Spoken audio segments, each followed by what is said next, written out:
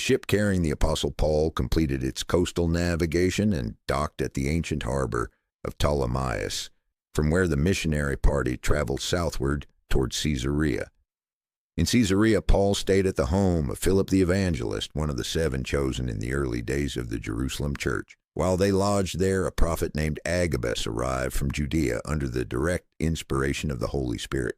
Agabus took Paul's girdle, bound his own hands and feet, and delivered a stark prophecy recorded in the Holy Bible in chapter 21 of the book of Acts. This vivid prophetic act presented in the book of Acts chapter 21 verses 10 and 11 made it unmistakably clear that the Jews in Jerusalem would bind the owner of that girdle and deliver him into the hands of the Gentiles. Upon hearing this revelation, both the local believers and Paul's traveling companions wept bitterly and pleaded with the apostle not to go up to Jerusalem. They saw the danger as an insurmountable wall and interpreted the prophecy as a clear warning to turn back. However, Paul's response demonstrated a profound spiritual resolve that separated human fear from divine duty. As recorded in the book of Acts, chapter 21, verses 13 and 14, Paul asked why they were weeping and breaking his heart, declaring that he was ready not only to be bound, but also to die at Jerusalem for the name of the Lord Jesus. When his companions realized that Paul's mind was unshakably fixed upon fulfilling his gospel mission, they ceased their entreaties and submitted to the divine plan, saying, "The will of the Lord be done." How do you react when God's calling requires you to step into situations of high risk or personal discomfort? Have you ever had to choose between the well-meaning advice of loved ones and an unmistakable conviction from the Holy Spirit? In the official Sabbath School lesson quarterly published by the Seventh-day Adventist Church, it is highlighted that Paul's determination to reach Jerusalem was driven by a deep desire to foster unity between Jewish and Gentile believers. Paul brought with him financial relief collected from the Gentile churches in Macedonia and Achaia to support the poor saints in Judea. This practical demonstration of Christian love was intended to shatter long-standing racial and cultural prejudices within the early church, proving that Christ had indeed broken down the middle wall of partition. In her inspired historical commentary in the book The Acts of the Apostles, chapter 38, page 399, published by the Ellen G. White Estate, Ellen G. White elaborates on Paul's motives. She writes that despite knowing the fierce hatred of the unconverted Jews and the lingering suspicions of some Jewish Christians, Paul's heart burned with love for his brethren. She notes that he was willing to risk his life to bring relief to the needy and to bind the hearts of Gentile and Jewish believers together in the bonds of Christian fellowship. Upon arriving in Jerusalem, Paul was received warmly by the church leaders, including James and the elders. As recounted in Acts chapter 21, verses 18 through 20, Paul detailed the extraordinary things God had accomplished among the Gentiles through his ministry. The leaders glorified God for these reports, yet they raised a pressing concern regarding thousands of Jewish believers who were zealous for the law and had been misinformed that Paul taught Jews living among Gentiles to forsake Moses and abandon traditional customs. If you value these deep, biblically rooted studies of early church history and wish to support this ministry, please take a moment right now to like this video, subscribe to the channel, share your thoughts in the comments, and send this lesson to your church group. To address the mounting tensions and protect the fragile unity of the church in Jerusalem, the elders proposed a practical plan of compromise. They urged Paul to take 4 men who were under a temporary vow, join them in their purification rites at the temple, and pay their expenses so they could shave their heads. As recorded in the Holy Bible in the book of Acts, chapter 21, verses 23 and 24, the leaders believed this public action would demonstrate to all of Jerusalem that the rumors about Paul were false and that he himself walked orderly and kept the law. Paul consented to this proposal, desiring to remove every unnecessary stumbling block and show his deep love for his Jewish brethren. In the book of Acts, chapter 21, verse 26, Paul took the men and entered the temple the following day to signify the accomplishment of the days of purification. However, this act of conciliation intended to create peace became the very catalyst for a violent explosion of religious hatred. When the 7 days were almost completed, certain Jews from the province of Asia, who had long opposed Paul's preaching during his missionary journeys, recognized him standing within the temple courts, as detailed in Acts chapter 21, verses 27 through 29. They stirred up the entire crowd, seized Paul, and began shouting frantically that he was the man who taught all men everywhere against the Jewish people, the law, and the holy temple. Furthermore, they falsely accused Paul of bringing Greeks into the inner court of the temple, thereby polluting the holy place, and simply because they had previously seen Trophimus the Ephesian with him in the city. Consider how quickly false accusations and unchecked prejudice can incite hatred and division, even within religious settings. How can we as Christians ensure that our judgments are grounded in verified biblical truth rather than emotional rumors and unfair assumptions?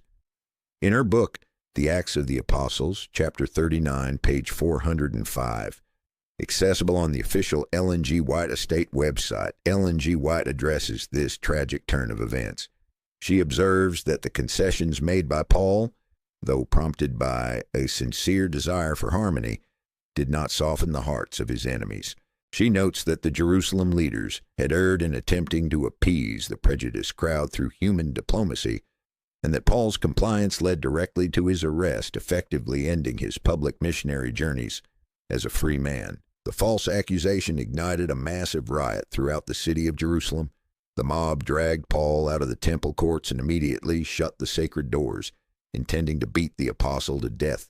As recorded in the book of Acts, chapter 21, verses 31 and 32, word reached the chief captain of the Roman band, Claudius Lysias, that all Jerusalem was in an uproar. Claudius Lysias immediately took soldiers and centurions and ran down into the temple courtyard. When the enraged mob saw the Roman commander and his armed soldiers approaching, they stopped beating Paul. The Roman commander seized Paul and ordered him to be bound with 2 heavy chains, fulfilling the precise prophecy that Agabus had delivered in Caesarea. In Acts chapter 21, verses 33 through 36, the commander attempted to ascertain who Paul was and what crime he had committed, but the crowd shouted so many conflicting accusations that nothing could be determined in the chaos. Claudius Lysias then ordered Paul to be carried into the fortress of Antonia. The mob followed closely behind, violently pressing against the Roman guards and shouting for the apostles' execution. In official adult Sabbath School materials published by the Seventh-day Adventist Church, commentators highlight that Paul's imprisonment marked a pivotal turning point in salvation history. Though Paul was now in physical chains, his captivity would ultimately open doors to preach the gospel before Roman governors, kings, and eventually Caesar's household in Rome itself, demonstrating that human bonds cannot chain the word of God. As Paul was carried up the stone stairs leading into the Roman fortress of Antonia, he asked the commander for permission to address the very crowd that had just attempted to take his life. Standing upon the stairs, bound with heavy chains, the apostle motioned with his hand and spoke to the people in the Hebrew language. As recorded in the Holy Bible in the book of Acts, chapter 22, verses 1 through 21, Paul delivered a powerful personal testimony, recounting his former zeal as a persecutor of Christians, his dramatic encounter with the risen Jesus on the road to Damascus, and his divine call to carry the gospel to the Gentiles. The crowd listened in silence until Paul mentioned his commission to preach to the Gentiles. At that word, their national pride and religious prejudice erupted once more into fury. As detailed in Acts chapter 22, verses 22 and 23, the people lifted up their voices, casting off their clothes, throwing dust into the air, and shouting that such a man was not fit to live upon the earth. The Roman commander then ordered Paul to be brought inside the fortress and examined under scourging to discover why the crowd raged against him. As the soldiers bound Paul with leather straps to prepare him for the whip, the apostle calmly asked the centurion standing by whether it was lawful to scourge a Roman citizen who had not been condemned in a court of law.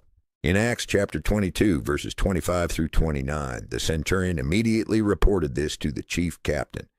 Realizing that Paul was a native-born Roman citizen, the commander was terrified, knowing he had violated Roman law by binding and preparing to scourge an uncondemned citizen. He immediately ordered the release of Paul from his bindings and summoned the Sanhedrin to assemble the following day to examine the charges. When you consider Paul's courage in using every opportunity, even while standing on the brink of torture, to witness for Christ, how can you share your personal testimony of faith when facing hostility or misunderstanding? In her book, The Acts of the Apostles, Chapter 40, page 415, available through the official Ellen G. White Estate website, Ellen G. White reflects upon Paul's steadfastness during his trial in Jerusalem. She writes that through all these perilous scenes, Paul was sustained by the conscious presence of his Savior. She notes that though he was surrounded by enraged enemies and facing imprisonment, his heart remained at peace because he knew he was walking in the path of divine duty. The following day, when Paul stood before the Jewish Sanhedrin, he maintained his dignity and spiritual authority. As recorded in the book of Acts, chapter 23, verse 11, the Lord appeared to Paul in a vision during the night, standing beside him and saying, "Be of good cheer, Paul, for as thou hast testified of me in Jerusalem, so must thou bear witness also at Rome." This divine assurance confirmed that Paul's mission was far from over. Though he was a prisoner of Rome, his captivity was the very vehicle God would use to carry the light of the gospel to the capital of the ancient world. According to official Sabbath School study materials published by the Seventh-day Adventist Church, Paul's experience in Jerusalem demonstrates that God's providential guidance often works through human opposition and trials. What appeared to be a catastrophic end to Paul's missionary work became the opening of a new chapter where his writings and witness would reach the highest levels of Roman society and bless the global church for centuries to come. To our faithful channel audience who study these lessons weekly, like, comment, subscribe, pray for this ministry, and share these biblical studies with your church groups, we express our sincere gratitude. Your faithful support enables this gospel work to reach hearts across the globe.